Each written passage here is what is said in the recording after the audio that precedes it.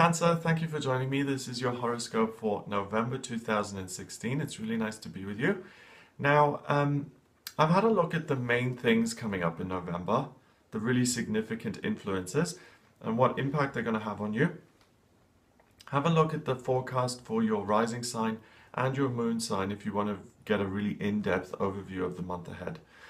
Now, until the 9th of November, you've got Mars sitting in Capricorn in your 7th house. Mars is the personal planet of drive and desire, and Capricorn is about work and being practical and getting things done. You as a Cancer are very focused on your relationships, especially your inner circle, your loved ones, your family members. And here until the 9th of November, you'll notice a really strong drive to work on your relationships in an attempt to improve them and to make them more harmonious. So if there are people in your life who are on an ongoing source of conflict, I don't think you'll even shy away from that, and you're going to really try and improve things. That's wonderful, and that's really, positive for everybody involved, but don't feel like it's a personal failure if you don't get everyone to agree. As human beings, we're not all going to agree on everything, and even if you work your behind off trying to get someone to see eye to eye with you, sometimes it just doesn't work.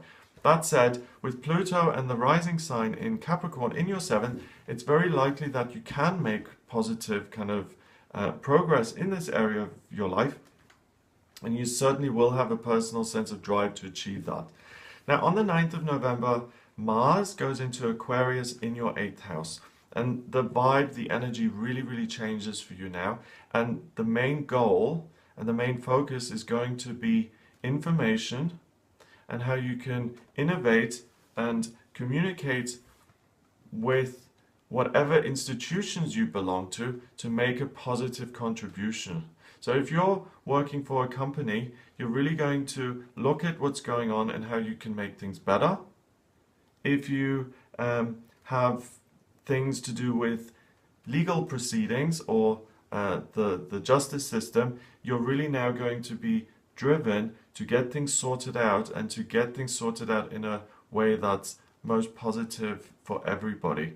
There's a real sense of fairness here, and there's a real sense of social justice and concern for other people in a very humanitarian way. So that's kind of beyond you in a way. You're going to feel things very deeply. Mercury is in Scorpio in your 5th house. Mars is up here, and there's a great sense of responsibility. Again, the beginning of the month, I'm responsible for relationships. I'm trying to make things better. That gets even bigger here on the 9th of November onwards. I'm responsible for my position within this community, this institution. Be careful here in November that you occasionally give yourself a break and that you realize and understand that it's not your job to fix everything in the world. On the 12th of November, Venus, the planet of love and beauty, that goes into Capricorn in your 7th, and it's a nice shift. Rather than being so driven to make everything okay, especially in your relationships like you did earlier in the month, it becomes a much more enjoyable process now to spend time with people and to chat and communicate and interact, and it feels like a much more loving process than it did like this sense of achievement. I've got to make things better. So reading between the lines here, it looks like at the beginning of the month you have made lots of progress by being so focused and driven, and now you can actually enjoy the rewards of that and spend time with people in a much more loving, harmonious way. Mercury moves into Sagittarius on the 13th of November. It goes into your 6th house. So Saturn is also sitting in your 6th house in Sagittarius. You start to kind of gather information and you start to look at what the future is going to look like. I think you start projecting a little bit and you start to make plans in terms of where's your security. And this brings things back to you, and you analyze and you make sense of things and you try and break information down in an attempt to make it work for you and how you can become more solid and stable in your life. It could also be learning about your physical health, how you can improve that, and how you can actually what you can study, what information you can kind of consume to kind of tweak things about the structure or the security of your physical body. Either way, it's about learning, expanding, getting information in so that things are more solid and secure in your life. That could even apply to, your mental health. What is it that I can do to feel more at peace and more contented on a day-to-day basis? So that's from the 13th onwards until the end of the month. On the 14th of November, you've got the full moon happening in Taurus in your 11th house. The full moon is when the moon kind of showers us with its positive energy. And in Taurus, it's very nurturing, and it's a feeling of luxury and contentment and feeling at ease. And I really think that in your case, Cancer, all of the work that you've been doing for other people, on a personal level, on an institutional level, you really start to see something wonderful come back here on the 14th. And I think someone communicates something to you in a very loving, positive way. Whether you get a bouquet of flowers, or whether you get a box of chocolates, or a thank you, or a hug, or a job offer, or an opportunity to join a group, or to improve a relationship, you get something back on the 14th that may feel very warm and fuzzy, and that kind of comes as a surprise. Now, this full moon is a super moon, which means that it's closer to the Earth than usual. And actually, this super moon is the closest the moon has been to the Earth in this century so far, and it's the closest it's going to be until it happens again in 2034. So whenever the moon is closer to us, it influences us more. It's more of a powerful effect. And your full moon here in Taurus in your 11th is super, super positive. So it's not just going to be, like a little thank you card. It's going to be something big and very positive. So expect emotional connection and an emotional gift from people in your life. This is the 5th supermoon this year. We've got one more in December on the 14th in Gemini. And that's why this year's been so intense, because we've had so many supermoons. It's even people who don't usually care about the moon have really been influenced and have felt its presence this year. Now, on the 19th and 20th of November, Neptune, the planet of dreams and aspirations, that goes direct until March 2017, and it comes out of its 5-month slumber.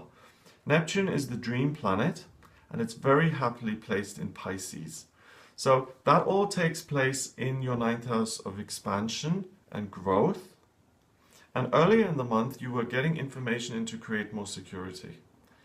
I think you've done very well with that. And the kind of energy shifts now, and you start to think of, well, yes, security is one thing, but what are my hopes and dreams for the future?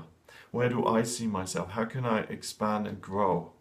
And it can also be, now that I have this security on a physical level, how can I expand spiritually and discover more about my own existence and what's going on? You start to very kind of, on a very subconscious, kind of unmanifest, gentle level, start to put the feelers out in terms of what is more. So you're really searching here, and you're really taking in a lot of information and making sense of it in your own personal way. Now, the thing about Pisces, it's an outer planet, it moves super slowly, and it's in Pisces once every 160 plus years, okay? So this is a generational cultural thing. It's in Pisces from 2011 until 2026, so we've got 10 more years of this, but Neptune in Pisces is very much about, polishing off the dirty window of life and seeing through into what the possibilities and what the dreams are. So really focus on where you want to get to in future, because by getting that information and making sense of it, you can then plan practical things to actually make it a reality.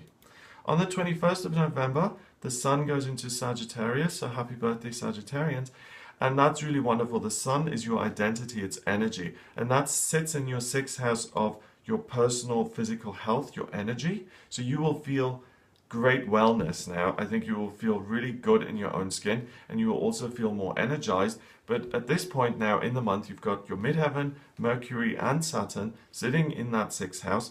So there's a great joining or combining of energy on this side of the chart with your Neptune in your ninth, and it's like, okay, we feel good, we've got energy, where are we going? So you, Cancer, have a wonderful sense of optimism here in the last part of November, which only now grows from the 21st of November onwards, and it gets stronger and stronger and stronger until the 29th of November, when we have the new moon in Sagittarius happening in your 6th house, which pulls even more Sag energy in, and you're really like, revving your wheels before you speed off. So for you, it's a time of gathering information, really getting to a place of contentment, and then looking to the future. So it's a very passionate, powerful, positive month for you. If you would like me to have a look at your personal chart and look at your birth chart and your progress chart and your transits to see what your life purpose is or what's coming up for you in your love life or in your financial life, then please get in touch with me via my website. It's gregoryscott.com. Click on the readings tab and you can order your reading with me there. Please remember to subscribe to the channel, and I will speak to you for the daily tarot readings, the weekly horoscopes, and next month for these sun sign horoscopes. Have a wonderful November, and I'll speak to you soon.